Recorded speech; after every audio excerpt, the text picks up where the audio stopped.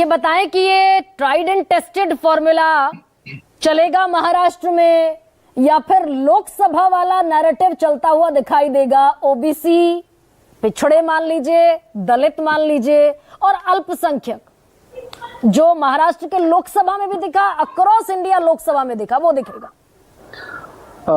देखिए, दोनों जो धड़े हैं, एक तरफ महायुति और एक तरफ महाराष्ट्र विकास आघाड़ी, अपने अपने नैरेटिव लेके आएंगे। इस वक्त ये कह पाना तो बहुत मुश्किल है चलेगा क्या, लेकिन दोनों जो ग्रुप है, जो दोनों गठबंधन है, वो अपनी तरफ से पूरी जोर लगा रहे हैं। और मुझे लगता है कि बीजेपी इस बात की पूरी कोशिश कर रही है कि ये संदेश, जिस बात का जिक्र हो रहा है, जिस पर सारी चर्चा हो रही है, तो उनके तरफ से ये पुरजोर तरह से कोशिश होगी। क्योंकि देखिए, महाराष्ट्र की राजनीति दूसरे स्टेट की राजनीति से किस तरह से आज अलग हो गई है। 6 बड़ी पार्टियां हैं, 3 पार्टी एक तरफ, 3 पार्टी दूसरी तरफ। इसके बाद तमाम छोटी छोटी पार्टियां हैं और इन पार्टियों का जनाधार अलग अलग ग्रुप में है। दलितों के बीच में एक पार्टी का जनाधार है, मराठाओं के बीच में अब पार्टी का जनाधार एक हुआ करता था, लेकिन अब वो एक तरह से जो मुख्यमंत्री है वो भी मराठा है, उनकी तरफ जाएगा कि शरद पवार की तरफ जाएगा। तो दोनों गठबंधन अपनी तरफ से जोर लगा रहे हैं। और बीजेपी की कोशिश है हिंदू बटेगा तो कटेगा।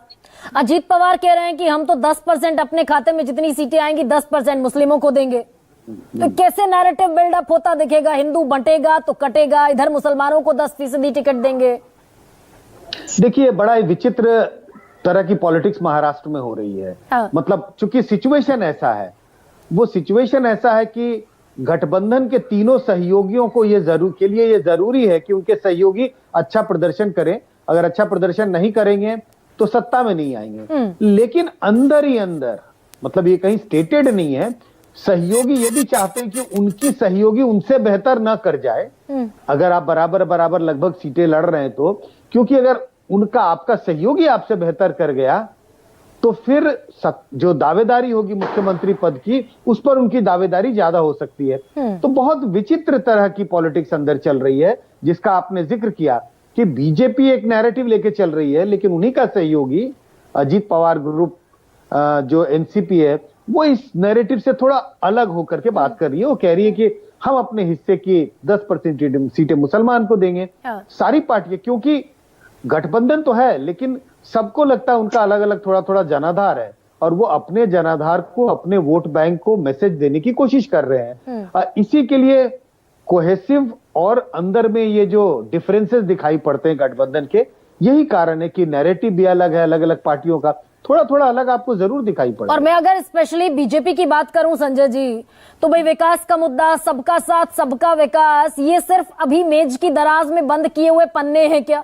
असल में जमीन पर वो हिंदू मुस्लिम के पिच पर संघ के साथ बीजेपी आती हुई महाराष्ट्र चुनाव में दिख रही है। इस वक्त तो कम से कम देखिए, अब तक जितने 15-20 दिनों से जो चुनावी कैंपेन चल रहा है, हालांकि चुनाव और आने वाले समय में जो होगा, तो पिछले 5-7-10 दिनों से तो देख के यही लग रहा है कि सबका साथ सबका विकास शब्द का इस्तेमाल अभी तक तो नहीं आया बीजेपी के नेताओं के द्वारा, या महाराष्ट्र के कैंपेन में हमें बहुत सुना ही नहीं पड़ा। हो सकता है कि मेजॉरिटी कंसोलिडेशन में, मतलब भेदभाव की नहीं बात कर रहा, कंसोलिडेशन की पॉलिटिक्स दोनों कर रहे हैं। कोई जाति के आधार पर कंसोलिडेट करने की कोशिश कर रहा है, कोई धर्म के आधार पर कंसोलिडेट करने की कोशिश कर रहा था। मुझे लगता है जिसका जिक्र आपने किया कि सबका साथ सबका विकास का जो नैरेटिव है, निश्चित रूप से अभी बहुत नीचे दिखाई पड़ता है, कहीं दराज में पड़ा है, और मेजॉरिटी कंसोलिडेशन का जिक्र बार बार आ रहा है चुनाव के कैंपेन में। मेजॉरिटी कंसोलिडेशन और